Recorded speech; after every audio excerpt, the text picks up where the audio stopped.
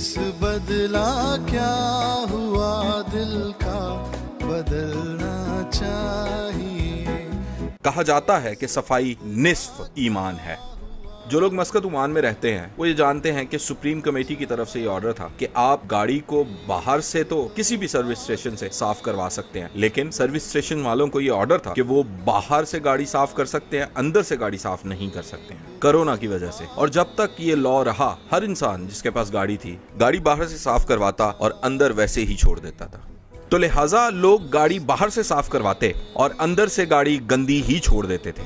खौफ था एक कि खुदा ना खास्ता गाड़ी बाहर से गंदी होगी तो पुलिस हमें फाइन दे देगी। अंदर का क्या है, अंदर तो हम ही बैठे हुए हैं ना, अंदर घुस के तो पुलिस ने नहीं देखना ना। और यही रवैया हमारा रूहानी तौर पे भी होता है। हम जाहिरी नबूदो नमाइश पे बहुत गौर करते हैं। खुदा के घर आना हो तो हम नहा धो के जाते हैं, तहारत करते हैं, बड़े बन ठन के तैयार होके जाते हैं, लेकिन क्या मेरा अंदर साफ है खुदावंद की हजूरी में बैठने के लिए? जो मज़ाहिब ये कहते हैं कि hygiene is half the faith, वो भी यही बयान करते हैं कि जाहिरी तौर पे अपने आप को पाक साफ करना ये खुदा की नज़र में हमें मकबूल कर सकता है। इसी वजह से उन्होंने उन मुक़द्दस जगहों के बाहर हौज बनाए होते हैं, टूटियां लगाई होती हैं और लोग वहां पे तहारत करके वुजू करके उस पाक जगह पर दाखिल होते हैं।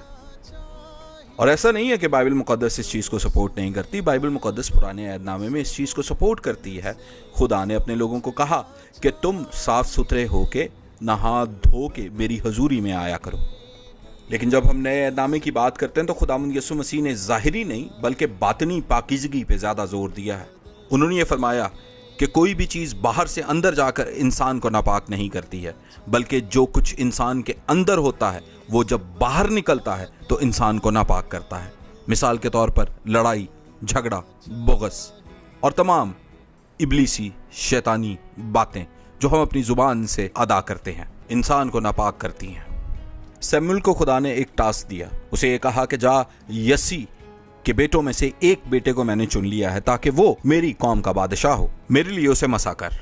तमाम बेटों को शमूएल के सामने से गुजारा गया दाऊद को छोड़कर। और दाऊद जब आया तो खुदा के रूह ने शमूएल से कहा कि मैंने इसे चुना है कि मेरी कौम का बादशाह ठहरे।